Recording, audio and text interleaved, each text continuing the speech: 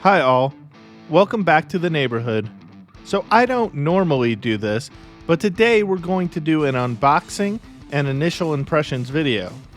I simply just can't wait to tell you guys about the new KBEAR KS1.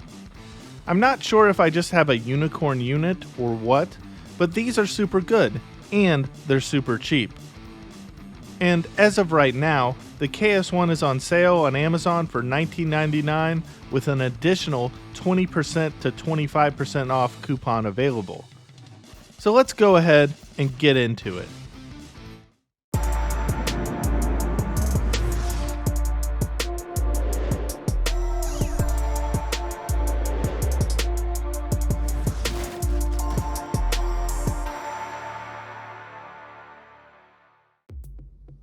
So because I'm so excited about this thing, we'll just briefly cover the build here, because to be honest, it's not really that impressive. But hey, these IMs cost you less than $20, and considering the package of accessories that the KS1 comes with, it is at least better than something that comes with, like, say, the Blondes. What you get with the KS1 is a set of small, medium, and large black silicone tips with, let's say, a medium-sized bore. The tips here ran on the small side, at least for my ears, so I ended up using a large tip, while normally I use a medium. The cable these come with is a box-style 2-pin with an L-shaped 3.5mm jack. The ear hooks are a tad aggressive, and the cord of the cable is a bit coarse, stiff, and plasticky, but like I've said, it's better than cables that come with one of the Blondes, for example.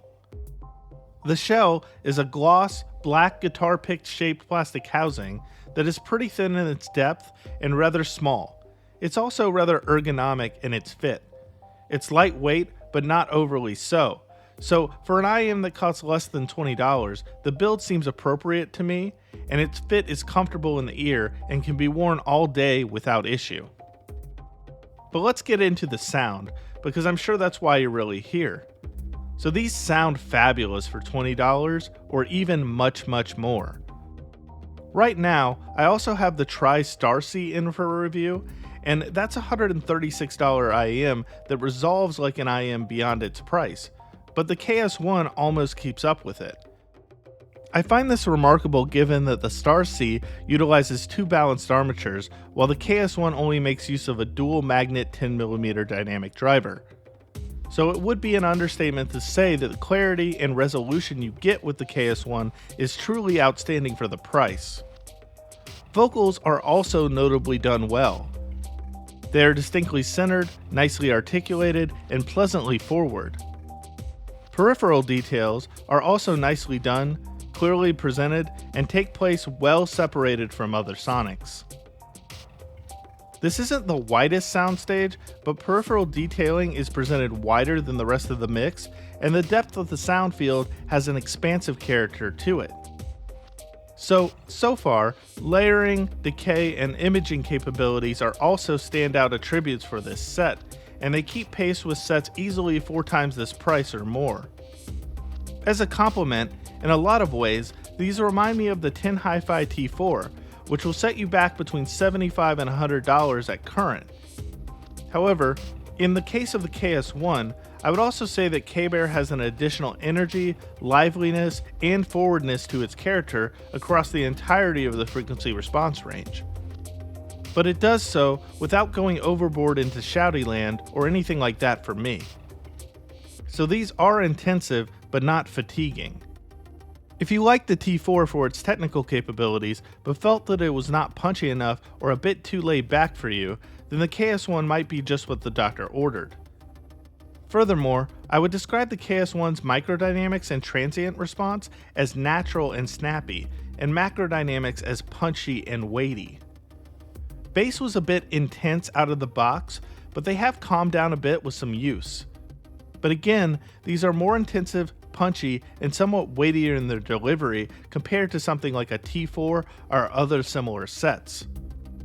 I want people that pick these up to know ahead of time that the bass here is most assuredly elevated, but I think that it is executed superbly well.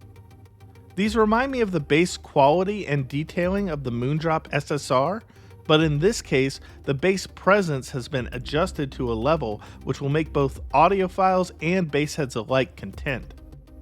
The sub bass is less forward than the mid bass punch, but it adds a mild underglow of warmth, and I would say that the bass extension here is decently extended. The mid-range appears forward both in its character and its presentation, and I have not yet noted any prominent peaks or valleys as of yet. Neither have I recognized any form of shrill character from brass instrumentation or any signs of sibilance from voices. The treble also seems well extended, well represented, and brilliantly articulated. Overall, I would describe the treble as lively and with a mild splash on occasion, but also without any form of harshness. Timbre seems rather natural and neutral sounding, with some mild reverb amongst the driver's peripheral detailing at times in particular. In terms of additional comparisons in the price range, these do remind me somewhat of the Jade Audio EA1, both in their tonality and overall presentation, but with some additional dynamics, better sub-bass extension, and slightly fuller sonics.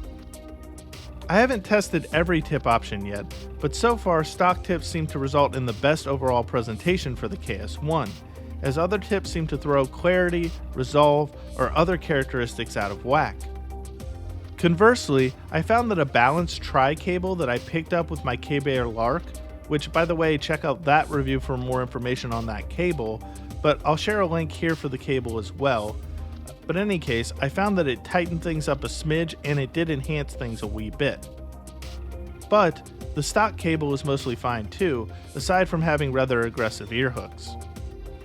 So I'll follow up with a full review in the future if need be, but I wanted to go ahead and get something out for the neighborhood now so that people didn't feel like they needed to wait around for this one, as these are pretty special and worth picking up. After the blondes were so hyped by various other reviewers, I had expected a sound like this from those IEMs, and while the blondes could not live up to their hype to my ears, the KBEAR KS1 most assuredly has the goods. And at its cheap price, the KS1 is surely to generate hype of its own as it makes its way into the hands of other audiophiles in the near future. I would definitely consider these to be in my top 3 IEMs under $50 at the moment, unless it turns out that I ended up with a unicorn set, that is, and I'll make sure I let you know if I have. In the meantime, make sure to like and subscribe and leave some comments and follow the channel at all neighborhood access locations in the description below. It really helps the channel and the community grow if you do. And with that, I'm out for now.